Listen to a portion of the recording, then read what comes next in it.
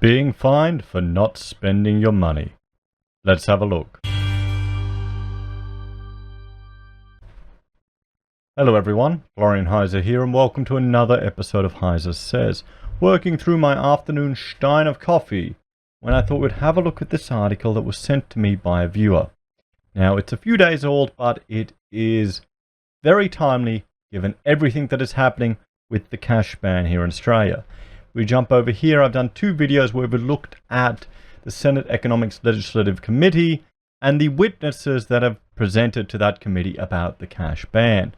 What concerns me is that it seems to be based on hearsay, that some witnesses seem to be acting on behalf of the Black Economy Task Force and consider us just another jurisdiction in the world. And what's encouraging is that the senators seem to appreciate the fact that making a simple task illegal and turning a whole lot of people into potential criminals, you'd really hope the people putting it forward would actually have an understanding of the implications of that. Doesn't look like it. Doesn't look like it, guys. And I will link to those live streams if you'd like to watch them. They are pretty long, but yeah, it's good for a coffee. Good for a coffee. So let's jump here and have a look at this article. So Greeks set to face hefty fines if they don't spend 30% of their income electronically. This seems like the natural evolution of the cash ban. So Greeks will be hit with a hefty fine if they do not spend almost a third of their income electronically in an unprecedented bid by the new government to stamp out rampant tax evasion. The government expects to raise more than $500 million every year from the initiative that will force Greeks to spend 30% of their income electronically. Alex Patelis, the Prime Minister's chief economic advisor, revealed. So let's have a jump. We'll jump to this article here, and this is a good one because it shows us the cash limitations that Greece actually has. So cash payments, including VAT, for the purchase of products and services are permissible up to 1,500 euros. And it's an Indian article, that's what they're talking about here. Beyond that limit, payments should be done via bank accounts, checks, or credit and debit cards. So Greece already has a cash transaction limit much lower than Australia's proposed one. And we look here at Italy, 1,000 euros. And this was in December 2011. Let's have a look at some of the others. Belgium has imposed the limit on cash payments, limiting it to 3,000 euros. Bulgaria has a limit up to 10,000 leva, approximately 5,000 euros. Spain, since the 19th of November 2012, the limit is 2,500 euros for residents and 15,000 for non-residents. The amount is higher than that. In each case, the payment should be done by bank transfer. The fine could be about 25% of the total transferred amount. So their fines are better than what is being proposed here in Australia. So maybe we need to take something on from these other jurisdictions. The Czech Republic, 3,500, whatever the Czech currency is, sorry. And the coins are limited to 50 pieces. Slovakia,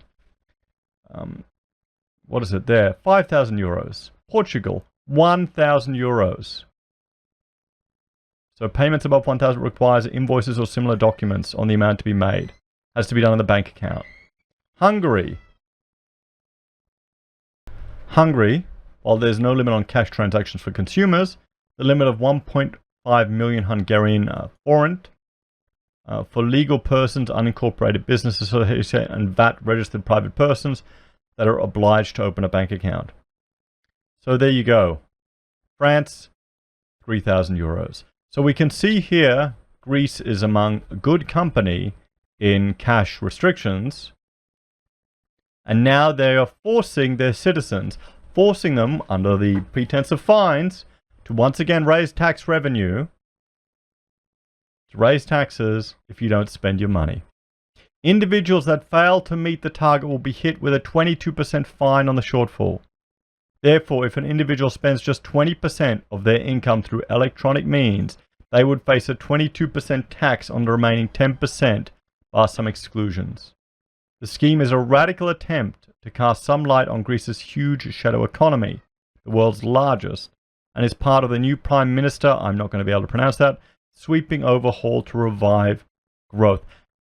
How will it revive growth? Maybe the Greeks need to start realizing they just need to cut services. If they can't pay for taxes, their economy's in the hole, isn't it? This is a big initiative next year that will either raise more revenue because people will pay the penalty, or more likely because of that, higher VAT receipts, he told the Telegraph.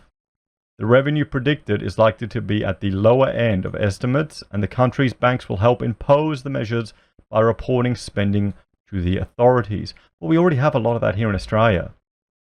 And there's one thing that was quite interesting for the Cashban questioning that was happening in the Senate, was that they couldn't give a firm answer as to the impact of this legislation with regards to revenue, or the impact onto capacity for AUSTRAC and the organisations that would have to help monitor this, or the impact on the Australian Federal Police.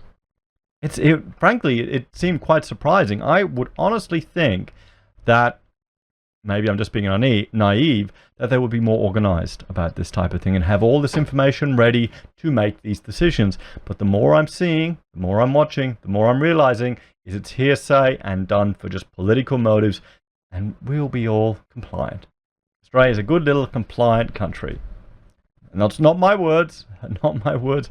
Watch what our Treasury and ATO people were saying in those videos. If a Greek earned 1,000 euros per month and only paid 15% of their income electronically, they would pay a fine of 400 euros every year, for example. The government is confident it will not drive more workers into the country's booming shadow economy and tempt them to understate their earnings, a key problem in Greece. What do you think, guys? Let me know in the comments. Got any Greek viewers? Anyone with Greek family? What do you think will happen? What do you think will happen? Greeks can use debit cards, credit cards, bank transfers, and e-commerce for the electronic transactions, which includes rent. But many workers are paid their wages in cash, which they then use to pay their rent and bills. Greece also has one of the lowest internet usage rates in the EU at 72%. This suggests that some in the country could struggle to meet the 30% target. Southern Europe, particularly Greece, have booming shadow economies. A study by the Institute for Applied Economic Research in 2017 found that Greece had the largest in the world, equivalent to 22% of gross domestic product.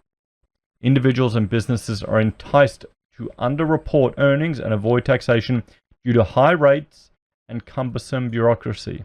Okay, so what is the problem? What is the problem here? Oh, they're underreporting their tax, so we need to restrict people's freedom and we need to fine them. Fine them, punish them, punitive action. That's what we need to do. That's what we need to do. Not look at the high rates of tax that we're charging and the bureaucratic mess that we have. I remember reading that teachers in Greece could retire at an insanely young age. It's ludicrous. It is ludicrous. You know, maybe we need to shift some Melbourne Greek back over there to sort out the country. What do you reckon? Get them running it. Teach them how it's done. We'll see. Tax evasion has been labelled a Greek national sport, and it was estimated in 2016 to cost the country's coffers up to €16 billion every year, largely through fraud on VAT or income tax. However, Mr. M's government is cutting the tax burden of workers and businesses in an attempt to shock the Greek economy back into life. Greece has returned to growth, but its economy remains sluggish, with output still a quarter below pre-financial crisis levels. So let's jump over here let's have a look at the Greek economy, guys. We'll go to trading economics and we'll see some of the indicators for Greece. Europe, Greece. Let's have a look. Let's see how they're doing. So their currency, they're on the euro. We'll look at their GDP growth rate, the annual growth rate, the unemployment rate.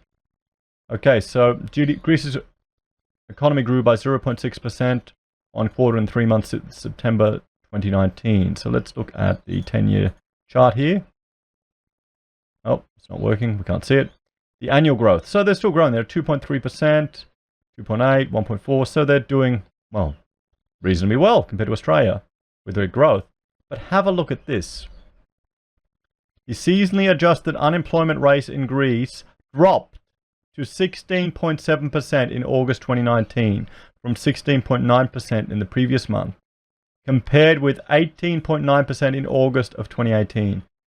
This is the lowest jobless rate since April of 2011. Unemployment rate in Greece averaged 16.27% from 98 until 2019, reaching an all-time high of 27.8% in July of 2013 and a record low of 7.3% of May 2018. So there you go, guys. There's some real fundamental issues with their economy if they have unemployment rates this high. Some big problems. It's going to be interesting to see if they will be able to kickstart their economy. I remember speaking to some people online who were based in Greece. You know, we're chatting and going, oh, you know, someone I just met on, I think, a Telegram thing for a different crypto exchange. And he was telling me just how hard it is to get work in Greece and how he was starting up a business. And it's just interesting, not surprising, with these unemployment rates that we're seeing here at over 16%. Now, their methodology may be different to what we're seeing here in Australia, but that still is a strikingly high unemployment rate. What do you think, guys? Do you think this is a way to bootstrap their economy? Can you appreciate why people are playing the system, given how high unemployment is? Would you have any confidence in your government to do things right there? Wait and see. You see how a cash ban here in Australia can lead to messes like this when the economy goes down the gurgler. Let me know what you think in the comments below, guys. Please like, share, and subscribe to the channel.